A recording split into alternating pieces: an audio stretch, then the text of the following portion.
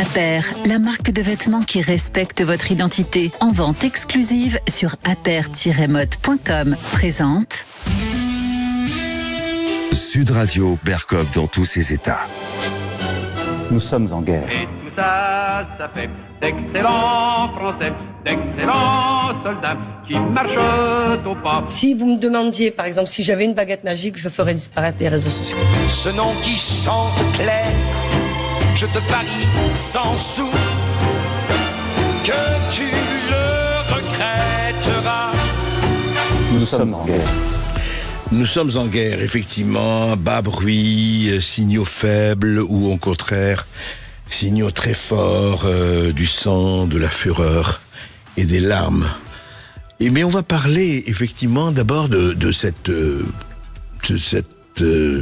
projet adopté par le Parlement britannique d'envoyer les migrants y entrer illégalement sur le royaume au Rwanda. Oui, au Rwanda.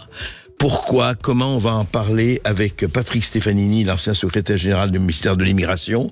Qu'est-ce qui fait de dire, et c'est en tout cas, c'est vraiment digne de discussion, le problème des migrants, le problème des illégaux, le problème des OQTF chez nous est posé de façon récurrente depuis des années. Et ben voilà, l'Angleterre a décidé d'envoyer effectivement les illégaux, les clandestins au Rwanda avec l'accord du gouvernement rwandais. Pourquoi ? On va en parler. On va aussi parler évidemment de ce jeu qui vient de paraître, qui s'appelle la Traversée de Paris. Évidemment, hommage à Bourvil et à Jean Gabin. C'est assez amusant. Avant les Jeux Olympiques, le parcours du combattant pour arriver jusqu'aux Jeux Olympiques, vous allez voir, c'est pas piqué des hannetons, on va en parler.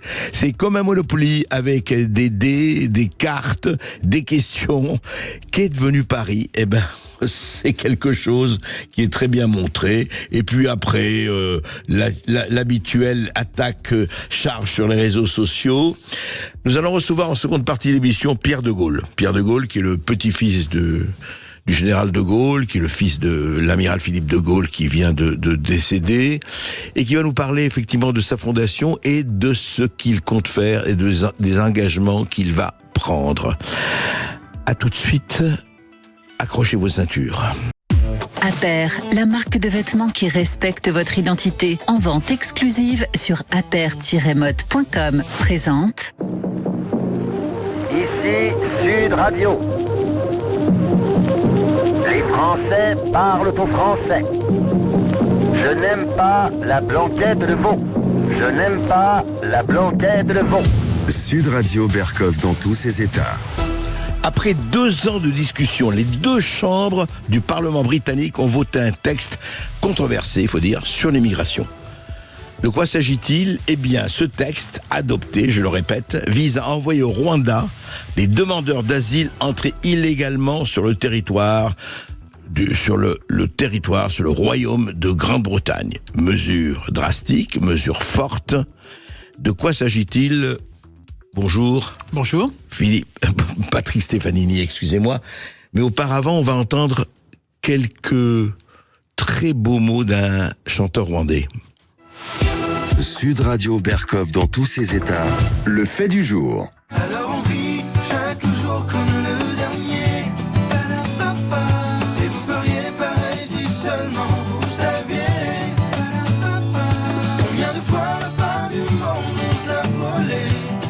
Parce qu'on vient de loin, Corneille, chanteur rwandais, effectivement, dont la famille avait été exterminée dans le génocide. Il y a déjà un peu plus de 20 ans, le génocide qui a tué près d'1 million de morts au Rwanda. Et voici que, effectivement, un nouveau traité entre Londres et Kigali, la capitale du Rwanda, qui prévoit le versement de sommes substantielles au Rwanda en échange de l'accueil des migrants, évidemment, accord entre le Rwanda et la Grande-Bretagne.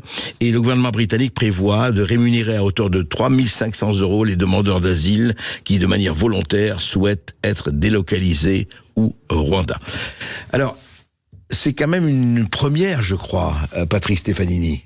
Sous cette forme, c'est une première.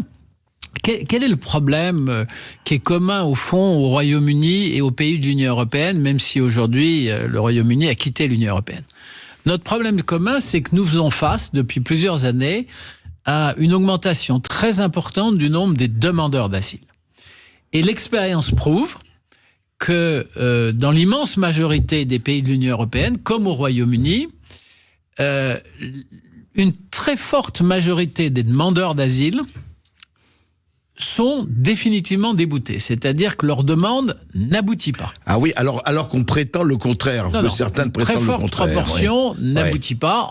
Pour la France, environ 60% des demandeurs d'asile sont définitivement déboutés. Problème, la plupart de ces demandeurs d'asile sont arrivés sur le territoire français ou sur le territoire du Royaume-Uni, et lorsqu'ils sont définitivement déboutés, on éprouve les plus grandes difficultés à les faire partir. Et donc, tout se passe comme si obtenir le statut de réfugié ou ne pas l'obtenir débouchait en fait sur le même résultat, à savoir le maintien de l'étranger concerné sur le territoire des États de l'Union européenne ou sur le territoire du Royaume-Uni. Oui, vous voulez dire, pardon, Passi Stefanini, c'est important parce que beaucoup de gens croient que effectivement on ne déboute pas. En fait, ils sont déboutés, mais ça ne sert à rien puisqu'ils restent là. C'est ça. Absolument. Alors bien sûr, ceux qui obtiennent le statut de réfugié obtiennent de plein droit un titre de séjour, ils ont la possibilité de travailler, etc., etc.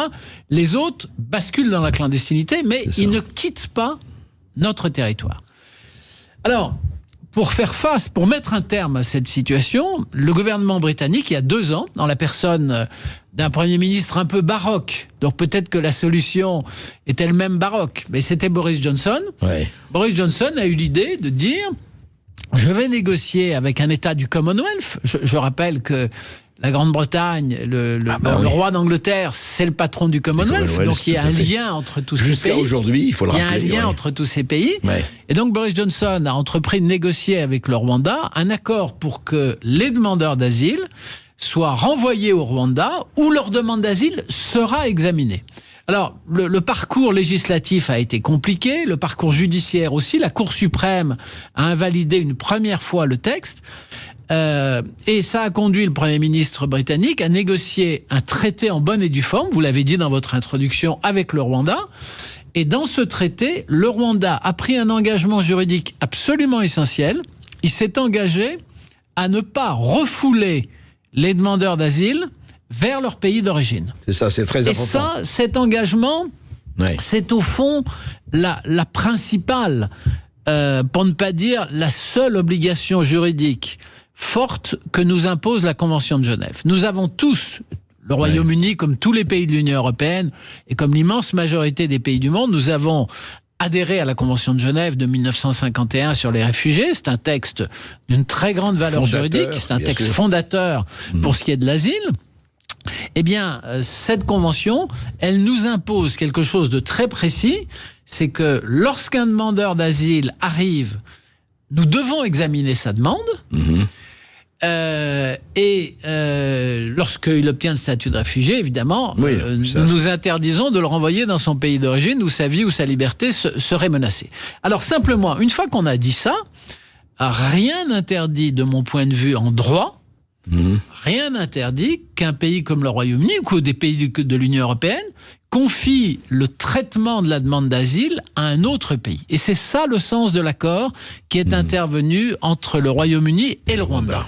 Et alors, cher ami, transposons à l'Union européenne. Oui.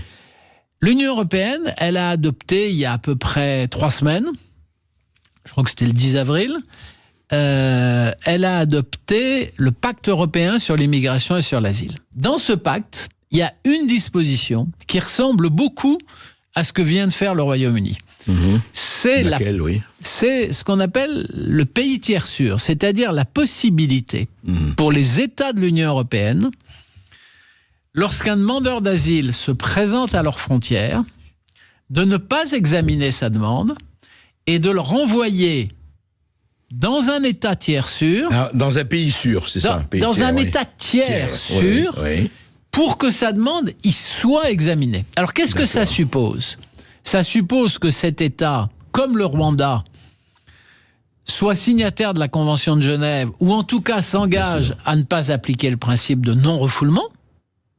sinon, nous commettrions une vilainie juridique. Tout à fait, oui. Mais dès lors que cet État tiers sûr s'engage à appliquer le principe de non-refoulement, ensuite il va examiner la demande d'asile, il va la traiter.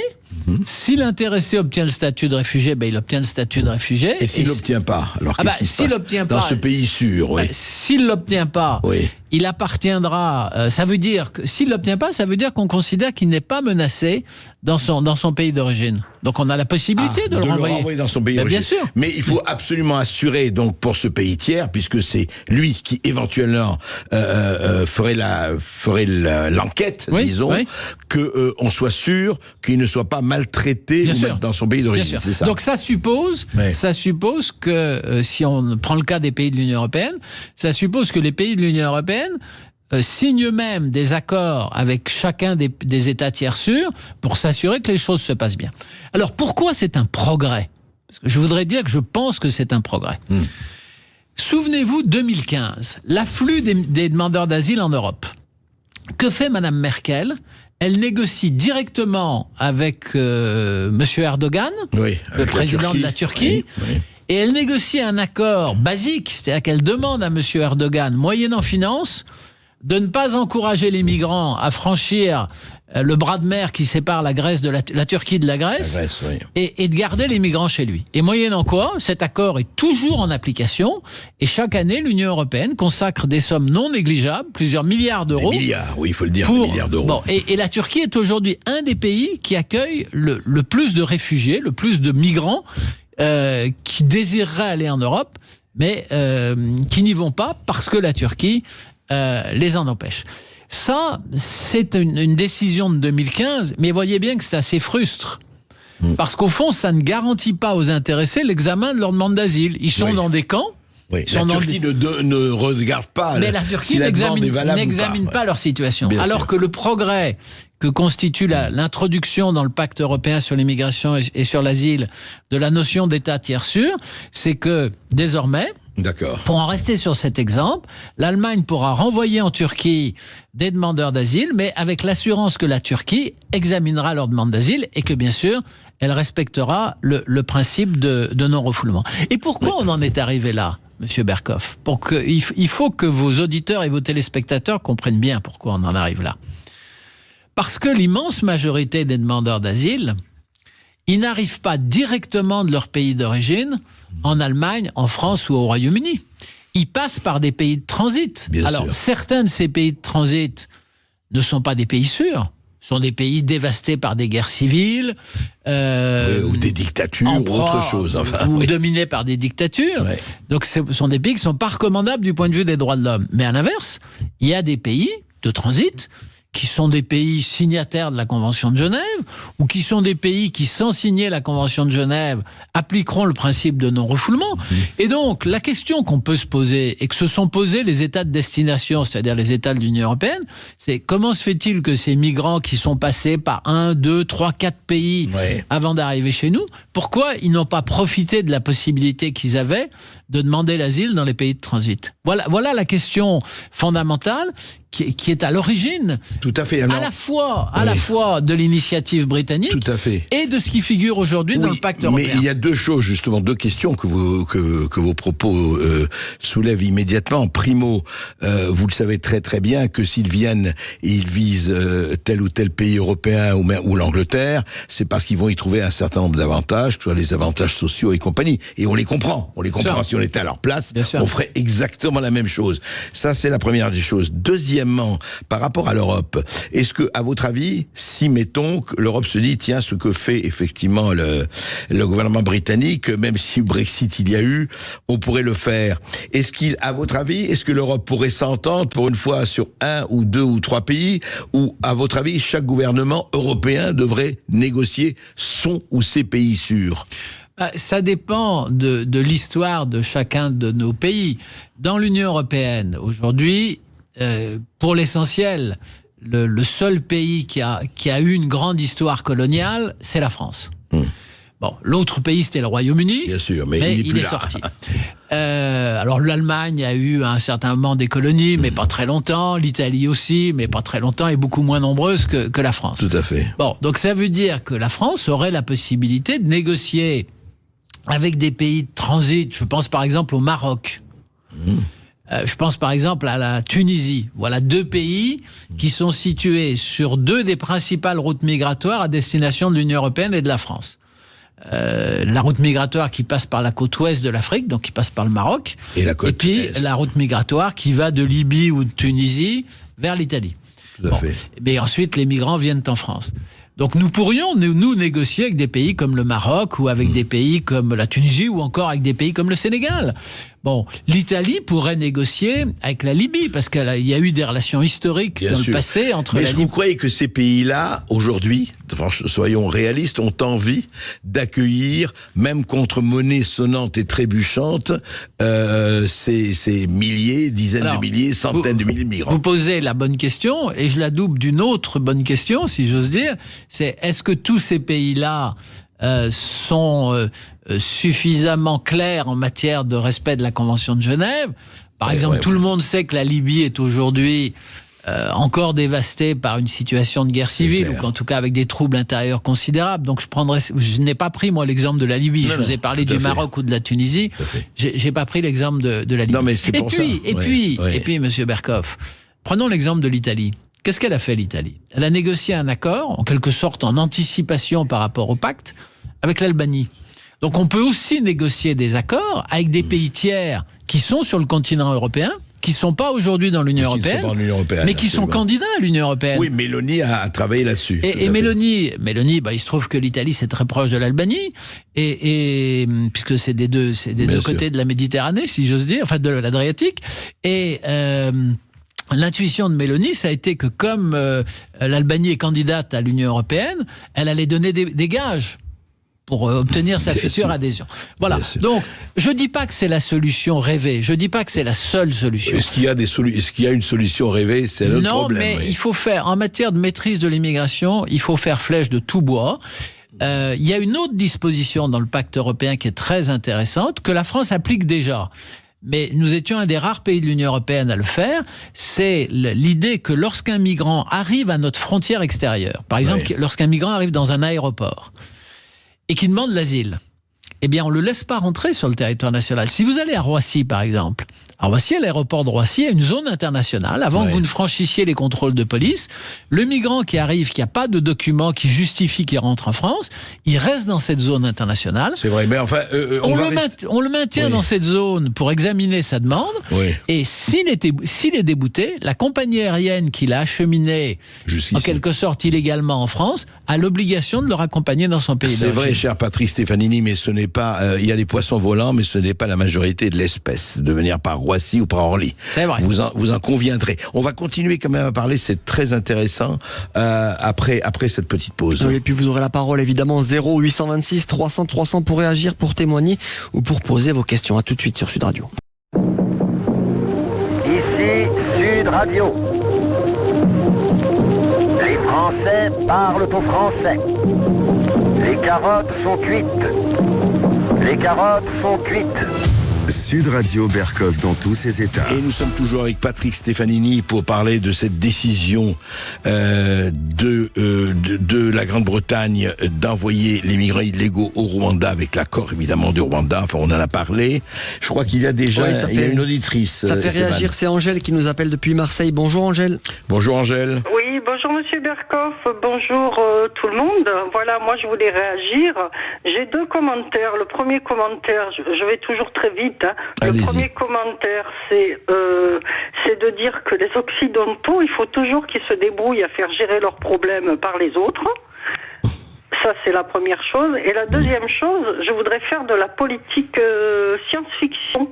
C'est-à-dire que si on se projette, si on projette les intentions, j'en sais rien moi, oui, allez-y. Mais ça pourrait l'être, ce serait de faire des découpages de pays en pays pour prison, pays pour gérer les migrants, pays pour gérer l'énergie, pays pour faire ci, pays comme Cayenne, pays pour envoyer, je sais pas, tous les gens dont on ne veut pas, et on pourrait très bien, ça ferait des précédents les précédents, on pourrait très bien prendre des individus, des manifestants, des complotistes, n'importe qui, et qu'on les envoie dans un autre pays. C'est rigolo quand même. Oui, je ne sais pas si c'est rigolo, mais mais votre première partie est intéressante, Angèle, c'est vrai. Patrick Stefanini, est-ce que c'est un moyen, parce que c'est vrai qu'on se dit au départ, après tout, il faut quand même résoudre ce problème. Et puis, ce que dit Angèle quand même, est-ce qu'on n'est pas en train de faire des solutions par procuration, ou alors c'est la seule solution peut-être? Non, comme les guerres. Non, mais Madame a pour partie raison. Et il y a une autre solution. C'est la solution qui est mise en œuvre par exemple en Grèce ou qui est mise en œuvre dans nos aéroports, notamment à Roissy ou à Orly et sans doute à l'aéroport de Marseille-Marignane. Lorsqu'un étranger arrive sur notre territoire, qu'il est dépourvu des documents lui permettant d'entrer... Oui, qu'il est sans papier. Qu'il est sans papier, en tout cas sans papier valable. Oui. On ne le renvoie pas dans un autre pays, mais on le maintient à l'entrée sur notre territoire, dans une zone qu'on appelle une zone internationale. Il en existe dans tous nos aéroports. Et il est maintenu à l'intérieur de cette zone pendant toute la durée de l'examen de sa demande d'asile. Donc son droit à voir sa demande d'asile examinée est respecté. Et au terme de l'examen de sa demande d'asile, en général ça prend quelques jours, si l'intéressé est reconnu comme réfugié, ou en tout cas est reconnu comme éligible à l'asile, il rentre.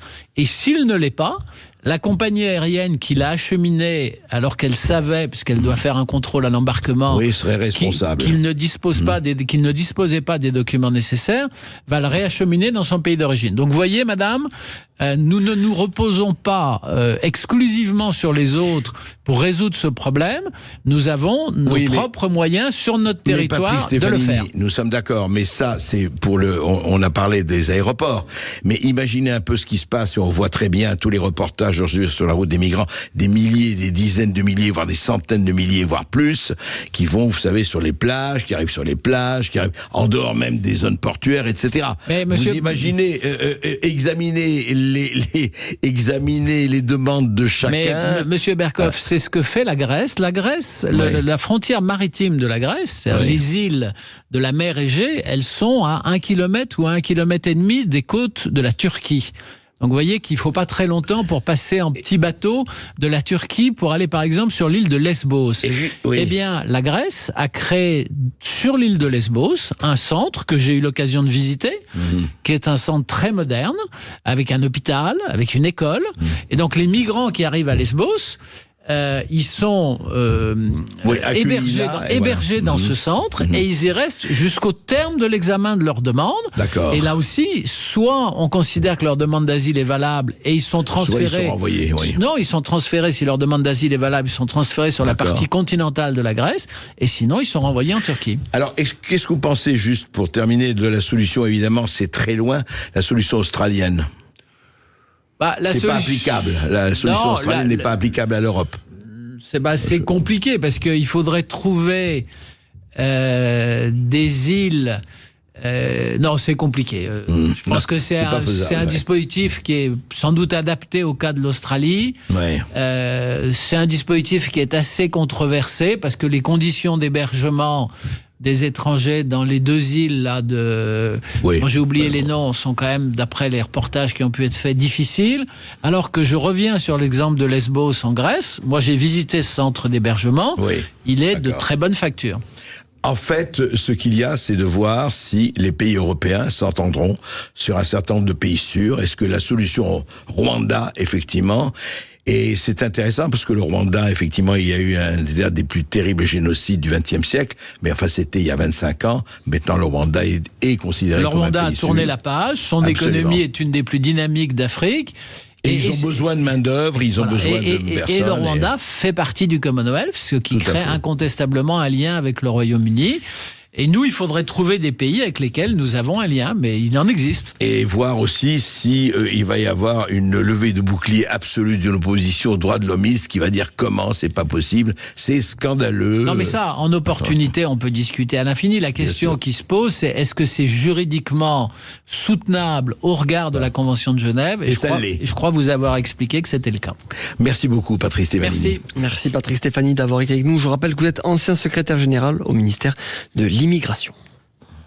Sud Radio André Berkoff. Ça balance pas mal. Berkoff dans tous ses états, ça balance pas mal sur Sud Radio. Paris sont toujours Paris, la plus belle ville du monde, malgré l'obscurité profonde, son éclat ne Mais peut c'est être vrai, Paris sera toujours Paris. Paris, c'est tellement fabuleux, la plus belle ville du monde, allez, disons-le, et surtout en ce moment, Et puis il y a quelqu'un, un expert en communication politique, mais sulfureux, qui vient de créer un jeu de société qui s'appelle la Traversée de Paris, qu'on a reçu.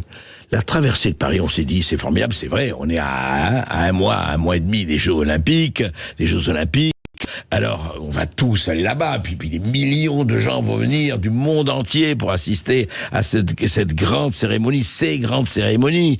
Mais alors, comment faire ? Eh bien, François Bellé a imaginé un guide, mais en forme de jeu, une espèce de Monopoly géant sur Paris. Et vous allez voir, décrivez-le avant qu'on fasse parler François Bellé. Esteban Rania, vous avez joué avec Thibaut Sadler à cela. Vous en êtes devenu transformé, pratiquement bouleversé. On sent, ils ne tiennent plus, là. Ils sont dans un état de totale décomposition. Pourquoi ? Comment ? C'est quoi ce jeu ? Ah oui, c'est vrai qu'André, il y a des émissions plus sympathiques et plus faciles à préparer que d'autres. Avec Thibaut Sadler, on s'est attelé, on a reçu le jeu de François Bellé, qui ressemble, on peut le dire, à un jeu de loi pour ceux qui connaissent. Alors vous avez un plateau avec des dessins vraiment magnifiques. Les graphistes ont fait un travail superbe. Et puis avec beaucoup d'ironie, beaucoup d'humour évidemment, mais qui cache peut-être une part de vérité pour certains Parisiens. Alors vous avez un plateau composé de nombreuses cases, vous jetez un dé et puis vous tombez sur des cases bleues, vertes. Donc, alors, comment s'appellent ces cases ? Donnez-nous des exemples. Alors, je tombe sur une case bleue qui est une case mobilité urbaine. Oui. Et donc là, alors j'ai une remarque de la question, donc je pioche une question bleue, et ça me dit, alors tiens, route bloquée à cause d'activistes du climat, la main collée à la route, restez sur votre case. Donc je ne suis bloqué, je peux pas avancer dans... Ah bon, il y a des routes bloquées comme ça avec des fous du climat qui collent leurs mains. Oui. Exactement. Autre chose. Je tombe sur une case verte, alors j'ai tiré le dé, j'ai fait 3, je tombe sur une case verte, et là c'est une case question. Donc je vous pose une question, André, chers auditeurs, vous pouvez répondre. En 2022, combien de chantiers étaient encore en cours dans les rues de la capitale ? Réponse A, près de 5000. Réponse B, près de 8000. Ou réponse C, près de 10 000. Est-ce que vous avez une idée ? 3000, 5000 ou... 5000, 8000 ou 10 000 ? Ou 10 000. Moi, je dirais 8000. Eh bien, c'est 10 000. 10 000. Ouais, donc là, vous avez perdu, vous restez sur votre case. Est-ce que j'ai à peu près bien résumé, François Bellé ? C'était parfait. C'était parfait. Quelle entrée en matière. Alors, François Bellé, comment ça vous est venu ? Ça vous est venu comment cette enfin, on peut comprendre, c'est vrai qu'en regardant ça, quand j'ai vu ça, je veux dire, c'est formidable parce que c'est très drôle et encore une fois, vous allez beaucoup vous amuser. C'est une description de Paris, je dois dire, d'un réalisme saisissant. Et vous êtes dit, voilà, je vais un peu montrer, faire un jeu et puis rire de cette espèce d'hallucinante gestion de Paris. Ouais, en fait, je dirais que l'idée, elle s'est fait un peu en 2 temps. Le premier temps, c'est que, donc là, c'est vraiment une expérience du réel. J'étais dans l'enfer des embouteillages de la porte Maillot. Ouais. Et donc, j'étais dans ma voiture et je me rendais à un rendez-vous et je me suis retrouvé à l'intersection de la modernité, c'est-à-dire entre les travaux, les embouteillages, les altercations et puis cet esthétisme violent avec les travaux, les rénovations. Et puis forcément, au volant de sa voiture, soit on cogite, soit en tout cas on s'agite. Et j'ai commencé à me dire, traverser Paris est devenu une épreuve. Et voilà, j'avais les 3 mots-clés, les clés. Donc c'était la traversée de Paris, qui est devenue donc l'épreuve olympique la plus difficile. Et qui est un très grand film, vous vous rappelez. Et étant adepte du détournement sur le plan publicitaire et communicationnel, la traversée de Paris, j'ai repris ça et j'en ai fait mienne. Et je dirais que j'ai validé cette idée-là aussi avec le contexte, c'est-à-dire qu'on n'a jamais eu autant de contenu produit sur une ville. Paris est devenu un marqueur, c'est-à-dire qu'on ne parle pas autant de New York, de Sydney ou de Londres, c'est Paris. Paris, c'est devenu un sujet. Et donc, je me dis de fixer l'époque, de photographier l'époque dans ce quart de ce premier quart du 21e siècle, il fallait le faire, donc je l'ai fait. Oui, mais alors, justement, vous l'avez photographié, mais de quelle manière, hein? Pour le meilleur et pour le pire. Moi, je regarde, justement, les découvertes. Par exemple, découverte touristique, hein? Démonstration du maniement de la machette par un maudou. C'est quoi un maudou, d'ailleurs? Oui, ça, c'est les vendeurs de crack. D'accord. Il y en a un peu partout dans Paris. Mais ce qui est intéressant, c'est effectivement de passer de case en case et de vivre. J'ai appelé ça des découvertes touristiques, mais finalement, ce sont des épreuves de la vie urbaine contemporaine. Bien sûr, non, mais c'est par antiphrase que vous avez appelé découvertes touristiques. Donc, c'est des attaques de rats, c'est des coupures de gaz. Et en fait, tout ce qui est écrit là, en fait, c'est pas forcément une caricature, c'est vraiment une photographie, parce qu'en fait, tout a été vécu. C'est des choses que... Et en fait, j'aurais pu en faire un livre. D'habitude, j'écris des livres, des essais, mais j'ai trouvé que par le prisme du jeu, c'était plus intéressant, plus amusant. C'est un jeu vraiment, d'ailleurs, je dirais, c'est intéressant parce que, quand même, Paris, la plus belle ville du monde, Paris, 1500 ans d'histoire, mais aujourd'hui, qu'est-ce qu'on voit? C'est vrai, tir de mortier contre des consommateurs de crack, menaces insistantes devant une salle de shoot, chantier urbain en vrac laissé en jachère, alors ça c'est formidable, quartier plongé dans le noir après une coupure de courant, embrouille avec un vendeur de billets à la sauvette, rencontre fortuite avec un plug géant, et oui, ça se rappelle la place Vendôme. Exactement. Voilà. Et mouvement de foule dans un centre commercial. Voilà, c'est vraiment... en fait, c'est à la fois extrêmement ironique, mais vous êtes dur sur Paris, hein, parce que Paris est une jungle quand même. Quand on voit votre jeu, on se dit, c'est devenu la jungle. Non, mais pour moi, j'ai eu une approche naturaliste des choses, donc j'ai voulu faire... j'aurais pu faire un petit texte écrit dessus. Non, mais c'est très drôle. Mais alors, ça, c'est la dimension, je dirais, satirique, polémique, mais presque photographique de l'époque. Mais ce qui est intéressant, c'est que, certes, on en ressort énervé de ce jeu, mais aussi, on en sort informé. Donc, il y a le quiz avec les fameuses cartes Paris Tragique. Ouais. Et là, c'est vraiment un quiz à la fois sur les Jeux Olympiques, mais aussi sur la ville de Paris. Donc là, on a cité les chantiers, mais par exemple, sur le stationnement, qui est un vrai sujet, un autre fait marqueur de l'époque. Combien de FPS, vous savez, les forfaits post-stationnement, ont-ils été dressés à Paris en 2022? 2 millions, 3 millions ou 5 millions? 5 millions? Bravo André. 5 millions. Et tout ça, ça pose question derrière. Non, mais tout à fait. Non, mais j'allais dire, ce qui est intéressant, c'est que vous donnez des informations. Chaque carte donne une information. Vous voyez, par exemple, je prends un exemple comme ça, vous devez en avoir. Alors, c'est très intéressant de savoir combien de départements français ont refusé d'accueillir le passage payant de la flamme olympique. C'est 7, Esteban, 7, 17 ou 37? Je dirais 17. 17. En fait, 37. Ah oui. Voilà. 37, non, mais c'est absolument... Alors là, c'est magnifique, parce que ça, on connaît tous, enfin, les Parisiens et tous les Français qui viennent à Paris. Quel est le temps moyen passé chaque jour par les Parisiens dans les transports en commun? 32 minutes, 42 minutes, 52 minutes? Je dirais 42 minutes. 52 minutes. 52 minutes. Parce qu'à chaque fois, ce qui est intéressant aussi, c'est que à chaque fois, c'est le maximum qui est juste, quoi. Ouais, c'est ça, ouais. Donc j'ai fait quand même attention que ce ne soit pas toujours la réponse C qui revienne. Bien sûr. Mais effectivement, les chiffres sont là et chacun après interprétera. En fonction de là où il se place, ces informations-là. Mais ce qui est intéressant, c'est que c'est un jeu vraiment de société, voilà. Et j'ajoute le vraiment parce que je voulais redonner un peu de sociétal, un peu de sociologie au genre.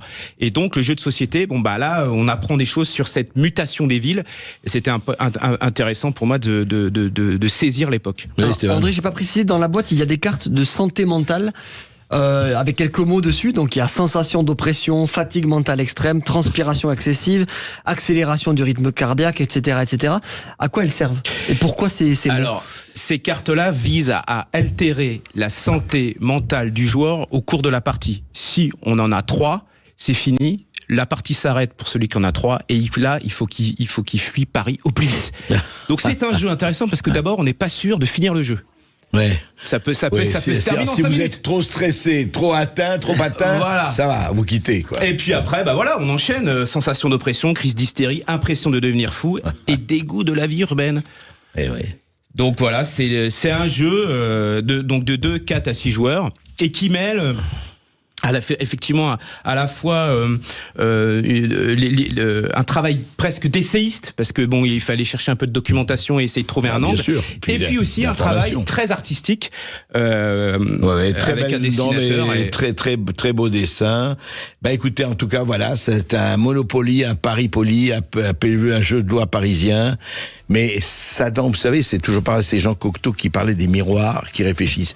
Et nous, on a décidé d'en parler, et c'est vraiment je vous le recommande, ce jeu, La Traversée de Paris, parce que, c'est un miroir. C'est un miroir de ce qui se passe dans une mégalopole, dans une grande ville, dans l'une des plus belles des grandes villes du monde, mais il y a aussi, effectivement, ce qu'on appelle le côté, non pas caché de la tapisserie, mais les trous dans la raquette, et les trous dans la raquette, ils sont très, très, très importants. Merci. Et évidemment, si vous n'êtes pas parisien, vous pouvez quand même jouer aux jeux de société.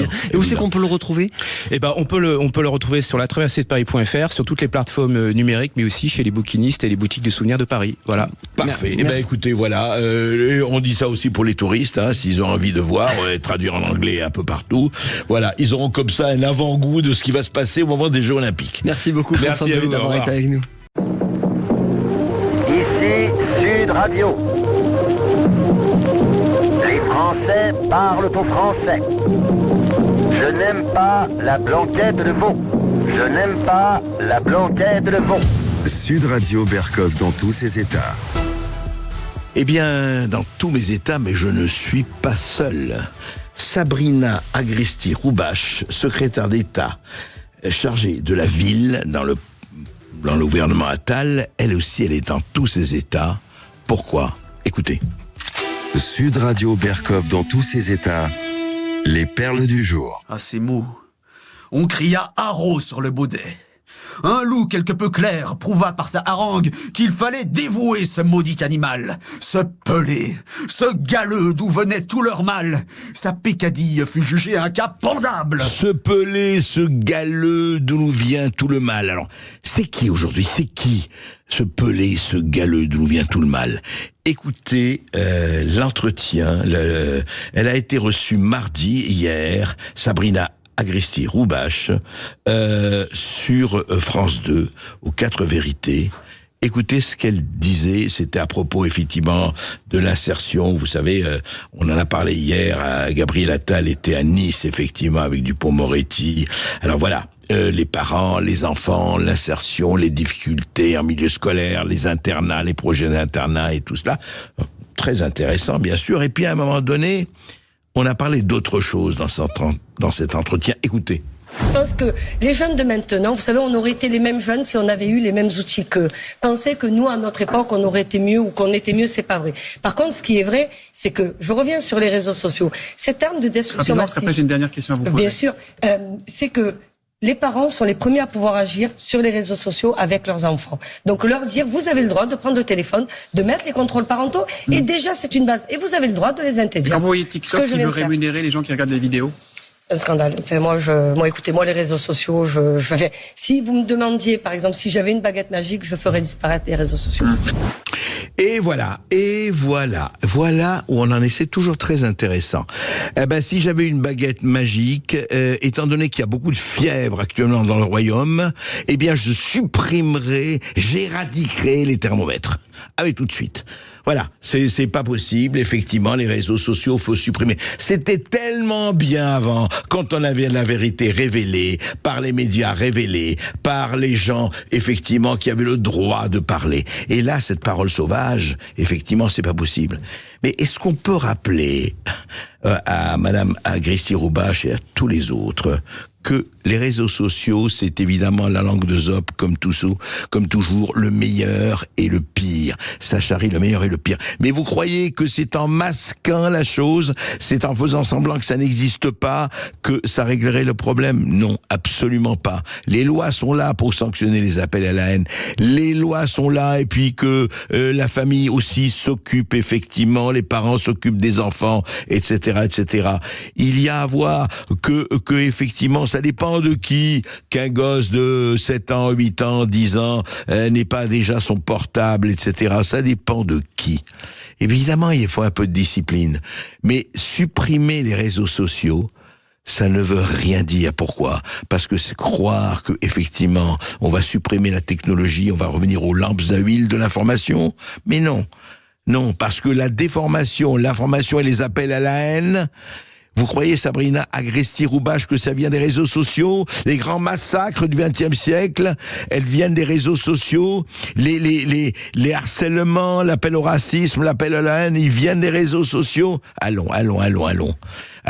Essayons d'être beaucoup plus, je dirais, choisissons un peu les choses, soyons un peu plus sélectifs et soyons surtout avec de véritables...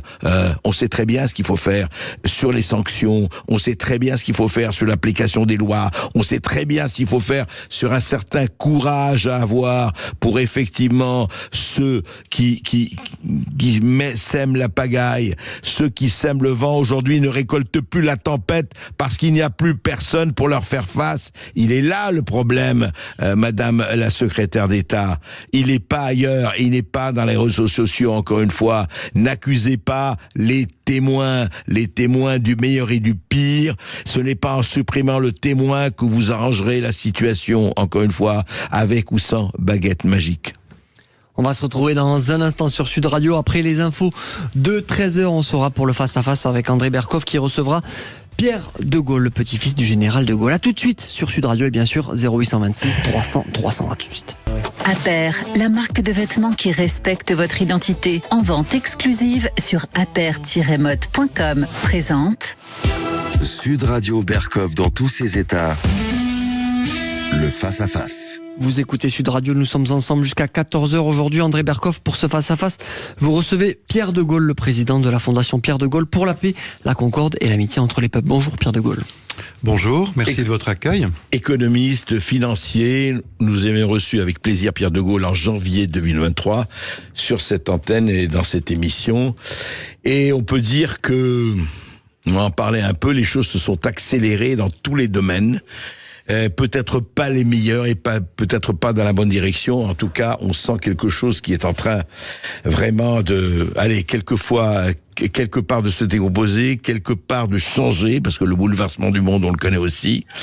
Alors, je voudrais quand même, Pierre de Gaulle, qu'on parle un peu de la France, enfin, et vous en avez souvent parlé, et de ce qui se passe en ce moment dans ce pays. Comment vous le ressentez, ce qui est la situation? Alors, ce qui me frappe et ce qui me désole, c'est le vide politique, le vide de programme, le vide en termes de conception d'un gouvernement et d'un président qui est habitué à mentir aux Français, est habitué à faire croire en de belles histoires, en des mythes, plutôt que de s'attaquer véritablement aux réalités. Un président qui n'aime pas la France, visiblement, qui n'aime pas les Français, il l'a dit, j'ai appris à aimer les Français, et surtout une absence totale de vision stratégique, de programme. C'est-à-dire que l'impression que j'ai, c'est que le gouvernement passe l'essentiel de son temps à communiquer, à courir après les sondages, après les élections, au lieu de s'attaquer aux vrais problèmes, de réfléchir, d'avoir une réflexion véritablement profonde sur comment on gère notre pays, comment on le redresse, comment on fait face à une situation économique, politique et diplomatique catastrophique, et comment on s'attaque aux vrais problèmes.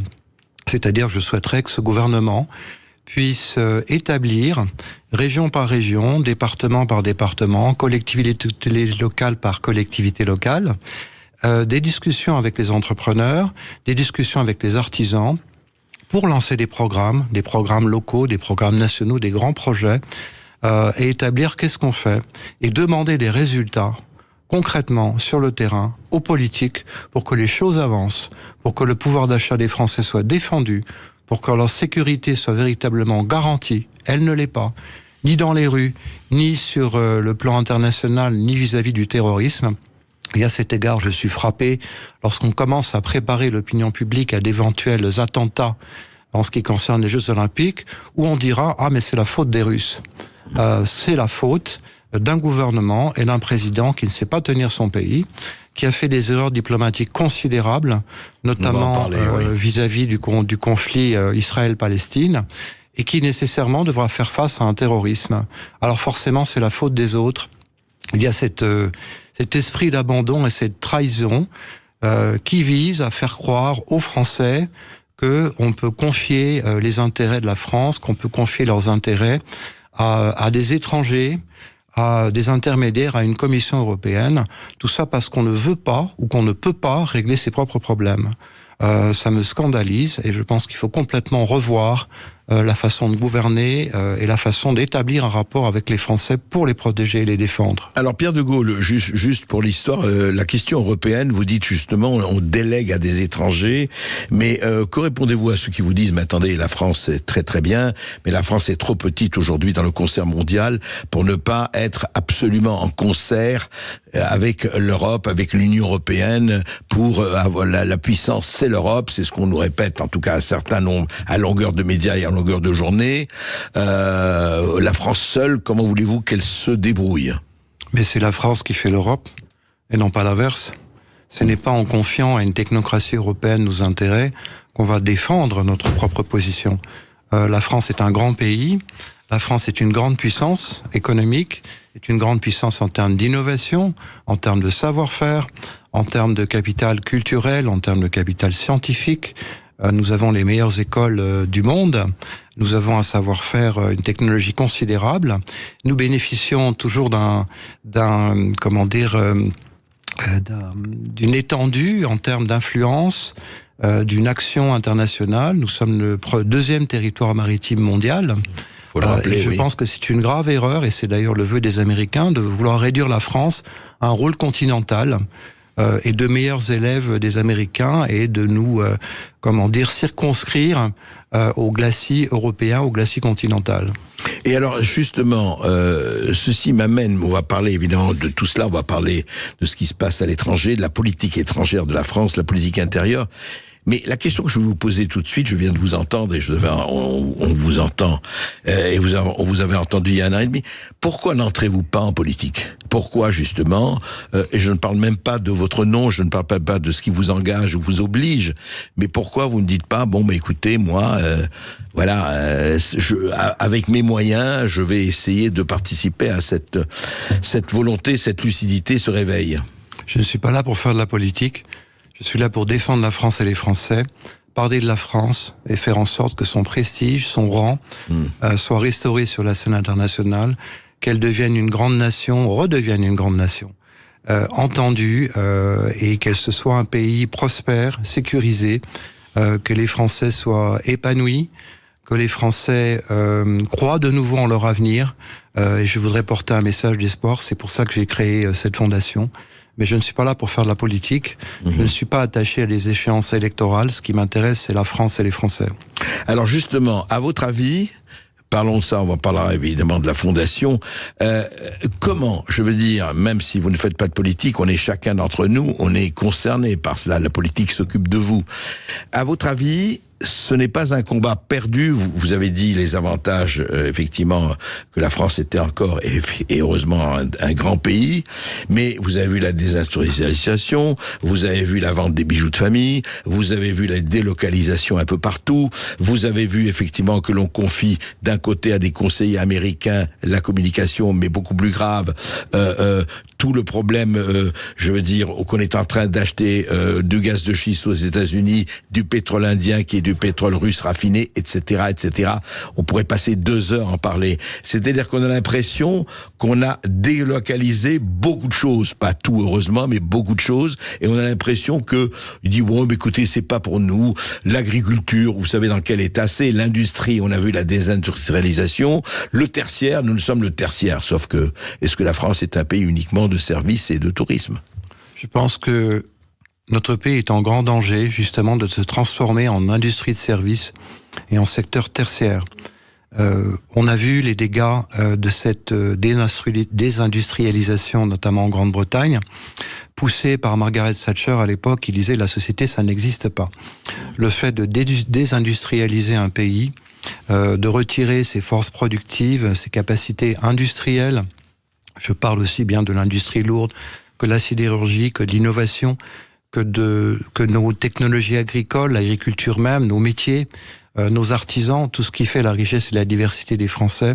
C'est ça qui fait la stabilité et la continuité d'un pays, à la fois d'un point de vue économique, mais en même temps en termes de structure de société. Le fait d'avoir désindustrialisé un pays rend vulnérable notre société parce que ça crée une fracture.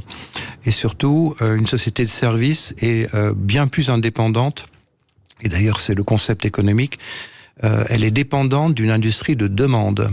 C'est-à-dire qu'on s'adapte à la demande et donc on s'adapte également aux spéculations et aux marchés financiers. Plutôt que d'avoir une économie basée sur l'offre, alors c'est vrai que l'inspiration gaulliste derrière tout ça est colbertiste, c'est-à-dire que l'État intervient là où il n'y a pas d'autre initiative, mais elle s'appuie sur des compétences industrielles, techniques, solides et profondes. C'est d'ailleurs ce que font certains pays comme la Chine, comme aussi la Russie. Mais dans ces pays-là, les gouverneurs de région doivent rendre des comptes au gouvernement en ce qui concerne les résultats, en ce qui concerne le développement de leur politique, en ce qui concerne les créations d'emplois, en ce qui concerne le pouvoir d'achat, en ce qui concerne les grands programmes, en ce qui concerne la formation, en ce qui concerne la recherche scientifique. Et c'est ça complètement, à mon avis, qu'il faut remettre en place. Notre société est déstructurée, est une société beaucoup trop dépendante, je vous l'ai dit, de la demande et des marchés, comme la France est dépendante d'ailleurs, en se désindustrialisant, mais aussi en s'endettant considérablement. Vous avez rappelé effectivement l'état de notre pays qui s'est aggravé depuis de nombreuses années et depuis notre dernier entretien. L'endettement de la France dépasse 3 000 milliards. L'endettement hors bilan, c'est-à-dire décommissionnement des centrales nucléaires, les retraites des fonctionnaires, tous les postes qui ne sont pas directement comptabilisés, c'est 8 000 milliards de dollars. Ça rend notre pays dépendant, puisque cette dette, il faudra bien la refinancer, il faudra bien surtout la rembourser. Et à l'époque, on a créé une croissance artificielle en inondant les marchés d'argent gratuit, puisque la planche à billets pour stimuler une croissance artificielle battait son plein. Il fallait 8 mois de production française de produits intérieurs bruts pour rembourser uniquement les intérêts de la dette. Avec des taux d'emprunt qui sont maintenant vers 1,80 ou 2% sur 10 ans. Une année ne suffit même plus pour rembourser les intérêts. Alors on se lance dans des grands programmes, on se lance dans un soutien, je dirais, débridé sur la future gestion des pandémies, sur l'aide à l'Ukraine, qui est une guerre qui ne nous concerne pas. Au détriment des Français, on va faire entrer l'Ukraine, on en parlera largement, dans l'Europe et dans l'OTAN. Ça coûtera 180 milliards de plus. Et déjà, le président Zelensky a dit, mais à ma foi, la reconstruction de mon pays, ça va coûter 700 milliards. La France participe à hauteur de 20% dans le budget européen. Je pense qu'on n'a absolument pas ni les moyens ni les capacités de continuer cette surenchère. Il est grand temps de se redresser plutôt que de communiquer, de passer d'un thème à un autre, de changer d'opinion en fonction des sondages, en fonction des élections à gagner. On va en parler après cette toute petite pause. On va parler de l'Ukraine, de la Russie, on va parler du Proche-Orient, mais on va parler aussi de quelle volonté et quel courage il faudrait pour aller à revers, effectivement, d'une certaine communication très, très, très régnante. À tout de suite.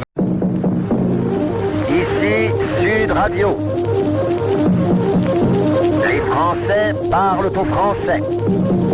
Je n'aime pas la blanquette de veau. Je n'aime pas la blanquette de veau. Sud Radio Berkov dans tous ses états.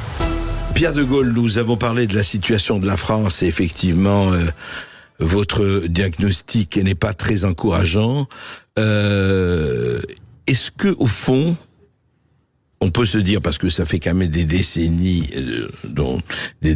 qu'il y a une courbe qui suit son cours, mais peut-être pas en remontant, est-ce que c'est une question d'homme, quand j'ai une question d'homme, une question de volonté, de courage, sans parler de ce qu'il faudrait faire, mais on a l'impression, si vous voulez, aujourd'hui, que les choses suivent leur cours et que personne, à part quelques-uns, heureusement, mais enfin, ne s'y oppose vraiment. Alors, il va y avoir l'échéance des européennes. Juste un mot, est-ce qu'à votre avis, ces élections européennes vont changer quoi que ce soit ou pas? Je pense que non. Ce qui est certain, c'est que le parti qui sortira gagnant ces élections européennes sera, encore une fois, l'abstention. C'est-à-dire le refus d'un système. Je suis attaché à dire la vérité aux Français, dénoncer l'existence d'une technocratie européenne qui fait que la nation, la France, n'existe plus. Le droit européen est supérieur au droit français. Il n'existe plus que dans la Constitution française, à travers une structure de pays européens où plus on est nombreux, mieux c'est. Ce qui fait que tout le monde se dilue dans un ensemble où les contours sont incertains, où il n'y a pas de politique véritablement précise et surtout où l'on confie à des étrangers les intérêts de la France et notamment les intérêts vitaux en termes de politique énergétique, de politique sanitaire. Vis-à-vis de la politique sanitaire, ça va d'ailleurs encore un peu plus loin, puisque on est en train de préparer un traité, je dirais, de la santé internationale, qui fait que la politique sanitaire des États sera confiée à l'OMS. Il en est ainsi de la santé, mais aussi de la défense nationale. Sans l'Europe, nous sommes perdus, mais je crois que la France a largement les capacités de se défendre, d'exister et de se développer. L'idée d'une armée européenne, pour moi, c'est une utopie. Vous ne verrez jamais ni les Suédois, ni les Allemands, ni les Italiens véritablement défendre strictement les intérêts de la France, mais évidemment les intérêts de leur propre nation. Oui. Alors il y a beaucoup de manipulations autour de ça. Je pense que les élections européennes et la part, je dirais, belliqueuse du discours du président Macron, d'autres d'ailleurs responsables d'autres chefs d'État européens, c'est pour masquer un vide politique, un vide social, un vide économique, un vide de programme. Donc, on est belliqueux, on dit pour sauver l'Europe, il faut faire la guerre. Surtout la guerre vis-à-vis de la Russie qui a dit plusieurs fois et répété par l'intermédiaire du président Poutine, par l'intermédiaire de son ministre des Affaires étrangères, M. Lavrov et d'autres responsables, qu'elle n'avait aucune intention d'envahir l'Europe, aucune intention de porter la guerre dans l'espace, et qu'elle se contentait, entre guillemets, de la guerre en Ukraine pour je dirais, réaliser ses objectifs qui sont, je le rappelle, la protection des populations pro-russes du Donbass. Alors, il est clair qu'il y avait des opportunités de paix. Ces opportunités de paix étaient présentes on en a déjà parlé, André, dès le 25 février 2022. Était présente lorsque les Russes ont accepté de se retirer des environs de Kiev en échange de contreparties qui n'ont pas été respectées ni par l'OTAN ni par les Occidentaux. Ouais. Vous parlez effectivement de Boris Johnson. Ouais. Le plan de paix, il y avait jusqu'à 7 à 8 versions, était prêt à être signé par les Ukrainiens, prêt à être signé par les belligérants, avec sous l'influence d'Erdogan, Premier ministre turc, mais également de l'ancien Premier ministre israélien Bennett, et Boris Johnson est arrivé à tout casser en disant on ne veut pas faire la paix. Il est clair que l'influence américaine est extrêmement forte, ce sont eux qui font la guerre jusqu'au dernier Ukrainien et par Ukraine interposée. C'est une guerre contre la Russie. C'est une guerre parce que les Américains ne veulent pas que l'Europe s'allie à la Russie qui est un réservoir fantastique de matières premières, mais qui est aussi une grande puissance, qui est un pays de grands projets, notamment à travers les BRICS, qui sont une opportunité pour la France. Je souhaite personnellement, j'ai dit plusieurs fois, que la France rejoigne les BRICS, bien entendu, oui. Comme elle a rejoint la route de la soie. C'est une alternative extrêmement intéressante où nos industries, nos scientifiques, nos universitaires peuvent s'exprimer pour participer à ce développement. Les BRICS représentent, pour la petite histoire, 80% des routes du pétrole. C'est donc absolument stratégique et c'est encore une fois un enjeu considérable aujourd'hui. C'est clair que c'est un des bouleversements du monde qui s'opère sous nos yeux. Juste un mot, Pierre de Gaulle, je voudrais juste revenir à quelque chose que votre grand-père pratiquait avec, je dirais pas assiduité, mais de façon très forte et très démocratique, c'est le référendum. Pourquoi je vous en parle? Parce que récemment, vous savez que certains députés républicains ont pu mettre un projet, ont proposé une proposition de référendum sur l'immigration. Et le président du Conseil constitutionnel, Laurent Fabius, a dit non, ça ne s'appliquait pas à l'article 11. Donc, l'article 11, il ne faut parler que si c'est économique ou social. L'immigration, ça n'a rien d'économique ou de social. Et on a rappelé comment le général de Gaulle lui-même avait effectivement utilisé l'article 11 quand il a décidé des premiers référendums, quand il est arrivé au pouvoir. Qu'est-ce que vous pensez de cette espèce de non-application absolue du référendum depuis une certaine année 2005 ? Je pense qu'on se trouve face à un système qui devient de plus en plus autocratique, alors que mon grand-père avait institué dans l'esprit de la Ve République, effectivement, un pouvoir présidentiel fort, mais également des contre-pouvoirs. C'est-à-dire que l'élection présidentielle était soumise à un mandat de 7 ans, celui des parlementaires 5 ans et celui des sénateurs 9 ans, renouvelable à partir tous les 3 ans. Ça aboutissait à un certain équilibre et on l'a vu, qui fonctionnait très bien, notamment au moment des cohabitations sous François Mitterrand. Petit à petit, par démagogie, agenda personnel, les politiques ont déjà institué les doses de proportionnel pour favoriser, je dirais, les partis les plus importants et éviter que les autres partis puissent avoir des représentations. Et ensuite, on aligné les élections, les institutions, donc selon leur propre programme. C'est-à-dire, mandat présidentiel à 5 ans. C'est vrai que les Français se sont exprimés favorablement. Élection des parlementaires à 5 ans, avec un agenda qui suit exactement celui des présidentielles. Et élection sénatoriale ramenée à 6 ans. Il n'y a plus non plus de respect des élus, de la voix de la population française, puisque le président l'a montré, et notamment à travers son ancien Premier ministre Elisabeth Borne. Pour éviter le débat, on fonctionne à coup de 49.3. Ce que Gabriel Attal n'a pas encore mis en place. Pour l'instant, le discours est détourné, mais je pense qu'il ne pourra pas faire l'économie de ce genre de mesures. Et donc, je suis pour que les Français puissent s'exprimer sur les questions fondamentales économiques, de société, ou en ce qui concerne les institutions ou la Constitution, comme le prévoient les articles 11 et les articles 89 de la Ve République. Je précise aussi que il y a un esprit de contrôle de l'expression de la liberté des Français qui va croissant.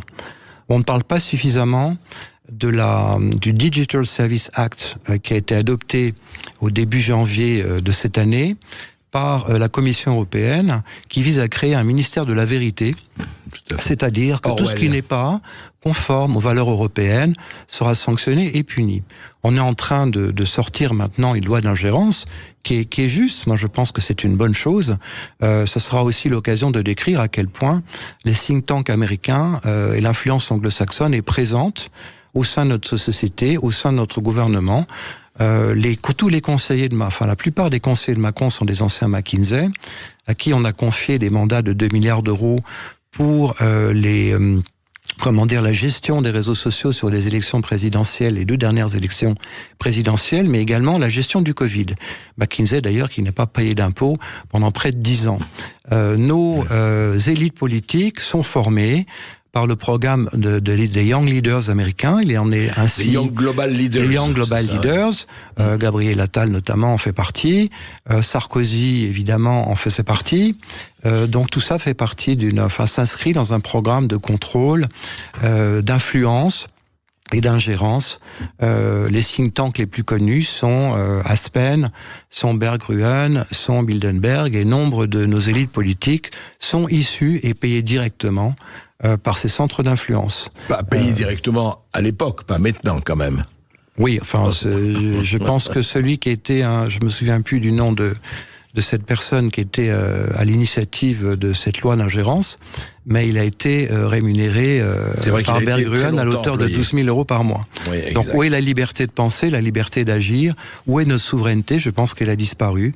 Le référendum est un bon moyen de donner au peuple la possibilité de s'exprimer sur les questions fondamentales. Qui était dans l'article 3 de la Constitution française, à égalité avec le pouvoir représentatif, la démocratie représentative. C'était par voie des députés et par voie de référendum. Oui, bien entendu. L'article 3. D'ailleurs, cet esprit d'équilibre a été bafoué, puisque je cite souvent cette loi de programmation militaire qui est passée le 14 juillet de l'année dernière pendant que tout le monde était parti en week-end, et qui stipule très clairement que si les réalités essentielles de la nation sont menacées, qui est une définition extrêmement vague, on peut saisir toute personne ou ses propriétés, donc sans contrôle ex post ni a priori, ni a posteriori, sans consultation des assemblées selon le principe que vous venez d'évoquer dans l'article 3, et sans contrôle aucun. Tout ça vise à réduire la liberté des Français, est un frein à nos souverainetés, à notre libre expression. Et c'est quelque chose qu'il faut dire aux Français. Et comme par hasard, c'est passé le 14 juillet. On reprend tout de suite après cette petite pause avec Pierre de Gaulle. Et puis avec vous, évidemment, 0826 300 300 pour poser vos questions, pour réagir ou tout simplement pour donner votre avis. À tout de suite sur Sud Radio. Ici Sud Radio. Les Français parlent au français. Les carottes sont cuites. Les carottes sont cuites. Sud Radio Berkov dans tous ses états. Pierre de Gaulle, avant que l'on parlions effectivement on a parlé de Russie, Ukraine, on parle de politique étrangère, on parle justement des BRICS et du bouleversement du monde, je voudrais vous faire entendre ceci.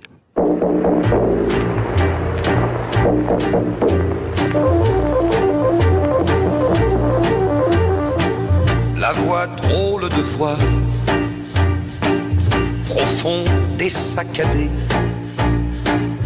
La voix qu'on écoutait tout bas, les portes bien fermées. La voix qui racontait une France à ton goût, moi. Quand elle va se taire, je te parie 100 sous, ouais. Le nom drôle de nom, écrit sur l'ouragan. 4 murs de l'horizon, claquant comme un slogan. Ce nom qui te parlait de chez toi, de chez nous, ouais. Ce nom qui chante clair, je te parie 100 sous que tu le regretteras. Tu le regretteras, Gilbert Bécaud. La question que je voulais vous poser, c'est quand on s'appelle de Gaulle, est-ce que ça engage, ça oblige ou pas spécialement? Forcément. C'est un engagement, c'est un devoir, c'est une mission, c'est une responsabilité de porter une voix, de porter un idéal et de l'exprimer.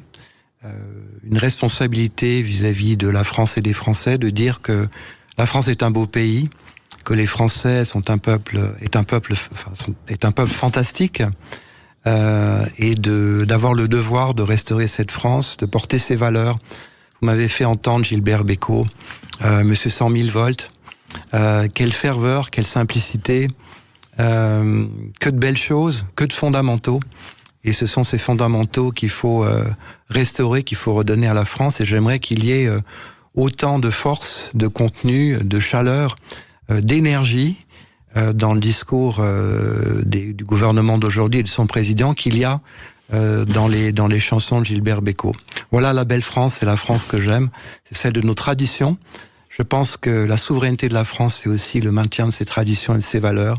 Et qu'un pays qui ne respecte pas ses traditions ou qui les perd son identité. Et c'est justement le problème. Et oui, et c'est justement le problème, effectivement, qu'on laisse faire. Et c'est très... Comment préparer l'avenir si on ne comprend pas le passé, si on ne respecte pas, on n'intègre pas le passé?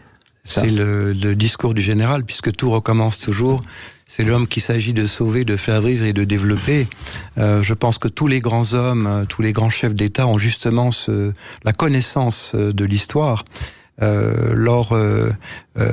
Si vous lisez une des citations, un des passages du livre posthume de mon père, Dernier souvenir, de l'amiral Philippe de Gaulle, il dit la Chine pense à 500 ans, la Russie à 100 ans, la France à 50 ans, j'espère que c'est encore le cas, puisque pour moi, le gouvernement actuel pense plutôt à l'horizon d'une semaine, et les Américains à 5 ans.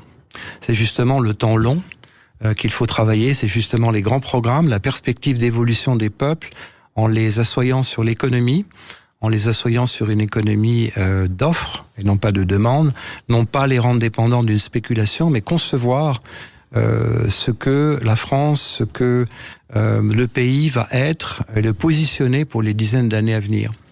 C'est la capacité, ce que je dénonce vis-à-vis des gouvernements qui nous ont succédé depuis si longtemps, c'est que au lieu de se perdre dans des communications, des meetings électoraux ou des sondages, ils devraient véritablement prendre le temps de réfléchir aux grandes questions, aux grands problèmes, comme mon grand-père le faisait.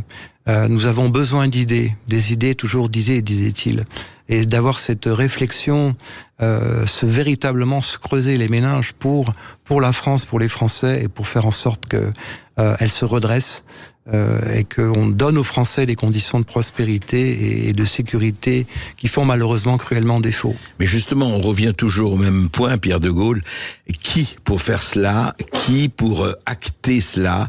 Qui pour rappeler? Bon, vous le faites effectivement, et un certain nombre de gens le font, mais qui au pouvoir, parce que si on n'a pas le pouvoir, on a le ministère de la parole, mais qui pour acter tout cela, je veux dire, est-ce que pour vous, alors vous suivez cette situation depuis longtemps, est-ce que il n'y a pas un jour où ça a basculé, mais qu'est-ce qui a fait qu'à un moment donné, cette ardente obligation du plan, cette ardente considération de considérer... Alors, il y a des souverainistes aujourd'hui, effectivement, il y a des partis souverainistes, mais regardez ce qu'ils font aux élections, heureusement ou malheureusement, enfin, chacun a son opinion. Qu'est-ce qui fait que la sève s'est un peu tarie, pas complètement, heureusement? Je pense que il y a une absence... je dirais, de morale. Je reprends un peu les thèses qu'a développées Emmanuel Todt dans la défaite de l'Occident. C'est-à-dire que on est face à une élite dirigeante qui est issue de la finance, qui est issue des grands cabinets d'avocats, et qui poursuivent un agenda personnel et un intérêt personnel. En plus, cette classe politique est habituée à mentir aux Français constamment. On dit une chose et son contraire la semaine suivante. On a cité souvent Bruno Le Maire qui a dit « je vais mettre l'économie russe à genoux, je vais mettre l'économie chinoise à genoux ». On a l'impression qu'il n'a jamais regardé une carte de sa vie et qu'il s'est jamais posé la question de savoir quels sont les vrais fondamentaux en ce qui concerne les positions géopolitiques de ces pays et de la France par rapport à ces pays. Résultat, effectivement, la Russie est à genoux. Elle a eu 3,4% de croissance en 2023. Ça sera sans doute un peu plus cette année, le FMI l'a confirmé, avec une balance des paiements qui est quasiment équilibrée. Et la France, elle, de dire « Ah mais oui, on a prévu que le déficit de la balance commerciale serait de 4,9%. » Ah bah oui, finalement, c'est 5,5%. Et c'est pas grave, quoi qu'il en coûte, on dépense, ce qui nous rend encore à chaque fois un peu plus dépendants. Cette année, la France devra émettre, corrigez-moi si je me trompe, mais je crois 250 milliards environ d'obligations pour refinancer sa dette. Elle le fera à des conditions de marché... 70 milliards par an. Exactement. Elle le fera à des conditions de marché qui sont défavorables. Et parce qu'on ne sait plus comment sortir de cette situation, qu'on ne sait plus quoi raconter aux Français, on fait un discours de guerre parce que ça permet de rassembler et de combler un vide de programme, un vide politique, un vide d'idées, et simplement un vide tout court. Je crois que les élites politiques d'aujourd'hui n'ont plus aucune morale. Ils préfèrent mettre, vous dites, ce sont les intérêts particuliers qui l'emportent sur l'intérêt général, quoi, de façon absolue. Mais vous savez, c'est la théorie microéconomique de la spécialisation. C'est-à-dire qu'on essaie de maximiser le comportement de l'individu, on fait une optimisation sous contrainte et on essaie de réduire une politique économique à long terme en fonction de cette optimisation à court terme. C'est-à-dire soumettre l'économie à une politique de demande en fonction d'algorithmes qui vont prévoir le comportement des individus, donc la demande et le refinancement qui va avec. Nous n'avons plus les moyens de notre politique et je pense qu'il faut commencer par se remettre en question profondément, d'avouer qu'on s'est trompé, de remettre les choses à plat et de reconstruire une politique systématique, sectorielle, de programmes. Au moins les Russes, au moins les Chinois ont une planification. Nous n'en avons absolument aucune. Elle est critiquable, mais elle a le mérite d'exister. Retrouver l'ardente obligation du plan quelque part. Oui, mais je pense que le plan permet de fixer les objectifs, de fixer les esprits, de fixer les responsabilités. Je vais revenir sur l'Europe. On applique des directives européennes dont les États membres sont obligés, que les États membres sont obligés de transposer en droit national sous peine de sanctions. Sachant que le droit des nations n'existe plus, mais il n'y a aucun contrôle ex post et a posteriori, aucun, je dirais, système qui permet de mettre les dirigeants européens, les commissaires européens face à leurs responsabilités et faire en sorte qu'ils rendent compte. Je crois qu'il faudrait, à chaque fois, quand les intérêts de la France sont menacés, rendre des comptes et refuser de voter des directives qui sont contraires à nos intérêts, c'est-à-dire provoquer d'une certaine manière, avec d'autres pays qui pensent comme nous, une crise institutionnelle pour forcer les commissaires européens, la Commission européenne à se responsabiliser et à rendre des comptes. Vous prenez la révolution, mon cher Pierre de Gaulle. C'est pas une révolution, c'est une remise à plat des choses et un retour aux fondamentaux et surtout à la responsabilité. Je pense que les hommes politiques d'aujourd'hui n'ont aucun sens de la responsabilité, et je dirais même de responsabilité intellectuelle vis-à-vis de leurs obligations, vis-à-vis du peuple français et de la nation. C'est justement là le problème. Honnêteté intellectuelle d'abord, c'est clair. Je crois que nous avons des auditeurs, des questions. Ça réagit pas mal au 0826 300 300. C'est Julien que nous avons depuis Marseille. Bonjour Julien. Bonjour Julien. Bonjour André.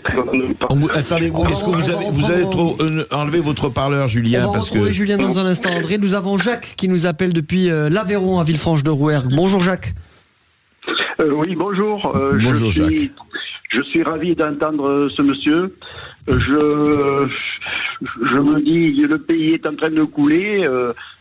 Si les Français lui demandaient de faire ce qu'il a envie de faire, est-ce qu'il le ferait? Parce que l'avenir me fait peur. Moi, je m'en fous, j'ai 68 ans.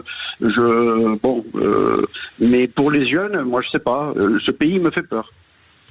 Pierre de Gaulle, il vous repose la même question que moi. Merci, monsieur. Bien sûr, je répondrai à l'appel qui me sera fait. Monsieur, vous avez 68 ans, mais je voudrais valoriser tout ce que vous avez fait, ce pourquoi vous avez travaillé, vos idéaux, et je voudrais vous redonner un message d'espoir, parce que la France a de grandes capacités, la France est un beau pays, les Français portent leur devenir, et je pense qu'il faut redonner cette capacité, cette potentialité à nos compatriotes, à nos citoyens, de participer ensemble à un grand dessein, un grand programme, et j'y crois profondément. Merci Jacques pour votre remarque. On a Bruno qui nous appelle depuis Paris. Bonjour Bruno. Le retour ensemble. Bonjour Bruno. Oui, bonjour. On vous écoute. Oui, j'aurais voulu poser une question simple à Pierre de Gaulle, en le remerciant vraiment de son témoignage, parce que c'est vrai qu'on ne lit que des éditoriaux, des tribunes favorables à l'Ukraine, c'est-à-dire favorables à la guerre, et on ne voit presque jamais, on ne lit presque jamais le point de vue russe, le point de vue de l'autre côté. Alors, comme Pierre de Gaulle s'est rendu récemment à Stalingrad, je voulais savoir ce qu'il gardait en mémoire de ces échanges avec les Russes qu'il a pu rencontrer. Merci de votre question. Je me suis effectivement rendu 2 fois à Stalingrad pour honorer la mémoire des combattants, des patriotes qui ont donné leur vie pour leur patrie, aussi bien des Russes que des Allemands. Il y a quand même 2 millions de personnes qui sont mortes sur le champ de bataille. Les Américains ont tendance à effacer ce fait historique, mais sans les Russes, on aurait énormément de mal a gagné la Deuxième Guerre mondiale, puisque Stalingrad est une défaite retentissante donc pour l'armée allemande qu'avait prévu mon grand-père. Ce que j'ai trouvé chez les Russes, c'est beaucoup d'authenticité, beaucoup de valeurs fondamentales qu'on a perdues. Ils ne comprennent pas que la France ne les aime pas. J'ai fait des conférences dans des universités, dans des écoles, et les étudiants me disaient, l'élite politique, l'élite parle français là-bas, mais nous sommes 500 000 à aimer, à travailler, à vouloir la culture française. Il n'y a que 15 000 Français qui apprennent le russe. Ils ne comprenaient pas pourquoi. Je pense que ce sont des gens qui disent la vérité. Qui ne savent peut-être pas communiquer, mais qui disent la vérité. Malheureusement, l'information ici en France et en Occident est manipulée et censurée. Je suis venu là-bas pour 3 choses. Je suis venu pour constater que les Russes vivent normalement. C'était en janvier 2023. Rendre mémoire aux combattants et surtout dire que les Russes voulaient la paix. J'ai été totalement censuré par les 2 premières chaînes qui ont juste mis en place mon adoration pour Poutine. Bon, c'est vrai que c'est un chef d'État que je respecte, tout simplement parce qu'il a tiré son pays de la ruine. On ne peut pas dire la même chose de Macron qui justement précipite son pays de la ruine. Qu'est-ce que c'était la Russie ? Comparaison audacieuse. Oui, mais je la fais. Comparaison audacieuse, mais certes réelle, parce que quand vous regardez les résultats économiques de la Russie, qui après la chute donc du mur était dans un état de déliquescence sociale, économique, d'effondrement, avec des oligarques qui ont pillé leurs entreprises et leurs industries pour s'introduire en bourse. En Israël, en Grande-Bretagne ou aux États-Unis. Poutine a redonné la fierté de son pays, a fait de son pays une grande puissance reconnue à l'international. 3/4 de la population mondiale soutient la Russie et participe à son développement économique. Ça, on ne le dit pas suffisamment. Et je ne voudrais pas, surtout pas, que la France soit exclue des négociations futures qu'on commence déjà à mettre en place, parce que aussi bien l'OTAN que les États-Unis, que l'Europe ne sait pas comment sortir de cette situation et n'a absolument pas les moyens de poursuivre ce conflit. Bien sûr. Je le disais, l'entrée de l'Ukraine dans l'Europe, ça va être 180 milliards. Zelensky demande 700 milliards. C'est pas demain la veille. Pas demain la veille. Et Zelensky a donné mandat exclusif à BlackRock pour reconstruire son pays. Je rappelle que la moitié des terres agricoles ukrainiennes ont été vendues à des fonds anglo-saxons. Oui, c'est ça. BlackRock et Monsanto. On va marquer une dernière petite pause avant de retrouver Sandrine. À tout de suite sur Sud Radio. Ici Sud Radio. Les Français parlent au français. Je n'aime pas la blanquette de veau. Je n'aime pas la blanquette de veau. Sud Radio Berkov dans tous ses états. Toujours avec Pierre de Gaulle qui est notre invité aujourd'hui. Et nous avons Sandrine qui nous appelle au 0826 300 300. Bonjour Sandrine. Bonjour. Oui, bonjour. Bonjour André et bonjour Pierre de Gaulle. Je vous appelle parce que par rapport à ce que vous avez dit tout à l'heure, par rapport à ces élections européennes qui sont vraiment fissurées et qu'il n'y a que eux sur le devant de scène et qui ne parlent que d'eux, effectivement, comme vous dites, un peu, ça devient autocrate, c'est même plus, on parle même pas du peuple, on parle que de l'Europe, mais même plus de la France, ni rien. Et moi, ma question, ça fait très longtemps que c'est comme ça. Ça a commencé en Jospin où les entreprises sont parties, on est bien d'accord. Il y a eu un cheminement quand Arnaud Montebourg au niveau de Hollande, il a été radié et Monsieur Macron a pris donc sa place. Oui. Alors à partir de là, tous les problèmes ont commencé. On est bien d'accord là-dessus. Au niveau financier, pouvoir, les cabinets McKinsey et tout ce qui s'ensuit jusqu'à nos jours. Aujourd'hui, ils ont fissuré donc l'antenne d'Ancoute et j'ai écouté votre colère, Monsieur André, par rapport à ce que vous disiez hier que les souverainistes qui sont au niveau droite, mais bon, il y a d'autres souverainistes gauche qui sont capables de venir, on est bien au gauche ou même pas de gauche, peu importe, qui viendront avec grand plaisir parler de leur programme. Mais simplement, oui, ça sera dur, je pense, nous on voudrait relever cette France. Moi, je suis agricultrice, je connais beaucoup, on veut relever cette France parce qu'on est en train de nous, petit à petit, on nous vole, on se sent... j'arrive pas à trouver les mots. On se sent... Vous vous sentez volé. Oui, volé. Avec le accent aigu muet. Oui, voilà. Et après, au niveau des BRICS, je trouvais que c'était très intéressant. Ça sa vision. Et ma foi, écoutez, s'il y a les élections européennes et qu'après par la suite, si on a un groupe et qu'on continue sur les présidents, il y a un groupe qui continue à se battre pour les futures présidentielles, est-ce qu'on peut à un moment donné, en arrivant, ça sera très difficile parce qu'on a très peu de moyens financiers et très peu de moyens d'écoute, est-ce qu'on pourra à ce moment-là, je veux dire, se renverser la situation et qui pourrait être très intéressante parce qu'au lieu de nous parler que ça cause des réseaux sociaux, le problème de la... Voilà, excusez-moi, merci, je parle un peu trop. merci. Est-ce qu'on peut renverser... Alors, c'est vrai, on a posé la question, mais c'est intéressant que Sandrine, agricultrice, est-ce qu'on peut encore renverser la situation? Oui. Je pense qu'il faut se redresser, combattre, dire la vérité aux Français. Je vous remercie, madame, de votre question. Je voudrais dire un mot aux agriculteurs, qui sont des gens pour qui j'ai beaucoup de respect, parce que ce sont des gens qui travaillent beaucoup, ce sont des gens qui nous nourrissent, ce sont des gens qui sont confrontés à des horaires extrêmement lourds et difficiles, qui sont écrasés par une réglementation européenne qui va de mal en pis, qui sont soumis à des quotas de production. La plupart, les agriculteurs étaient 1 400 000 dans les années 70, ils ne sont guère que 500 000 aujourd'hui. Corrigez-moi si je me trompe. Oui, même moins. Même moins. Qui sont, exclus des programmes européens si les exploitations sont trop petites. Et or, la France est faite de petites exploitations. Et à qui on va soumettre donc des directives européennes en disant que les programmes d'exportation sauvage agricole ukrainien, c'est-à-dire le dumping de céréales, de maïs ou de poulet ukrainien, échappent complètement à ces réglementations. Donc, elles sont imposées au marché français et les agriculteurs doivent supporter en plus les accords du Mercosur où on importe des produits agricoles d'Amérique latine. Donc il faut se défendre. Je crois en cette capacité. Il faut se redresser. L'industrie agroalimentaire et ce que vous représentez, madame, c'est la bouche de la France. C'est ce qui nous nourrit. Sachez que je vous soutiens dans votre combat. Et il faut vous défendre. Il faut refuser encore une fois de les directives qui sont contraires à nos intérêts vitaux. On va en parler, Pierre de Gaulle, mais je voudrais, parce que nous arrivons hélas en fin d'émission, on pourrait encore en parler pendant des heures, mais je voudrais parler de cette fondation Pierre de Gaulle. De quoi s'agit-il? Pourquoi vous avez créé cette fondation? Et en quoi, quel est son domaine? Quel est son objectif? J'ai créé cette fondation pour dire la vérité aux Français. Sur la France, sur la situation en Europe, sur la situation mondiale, sur les dangers que court notre pays, que court l'Europe et que court le monde.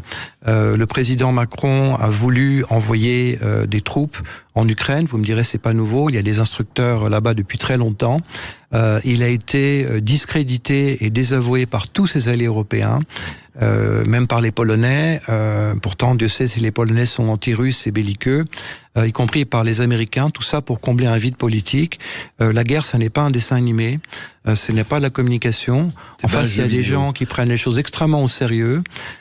Qui voient l'OTAN se renforcer sur leurs frontières, donc près de 2000 kilomètres, et qui, s'ils sentent que leur pays est menacé dans ses intérêts vitaux. L'activité de la Fondation, ce sera l'information, c'est ça? C'est rétablir la France de mon grand-père dans ses valeurs traditionnelles.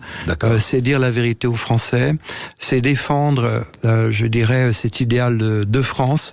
Et c'est de rétablir aussi sa souveraineté à l'international. On a détruit des dizaines et des dizaines d'années de présence à l'international, de diplomatie.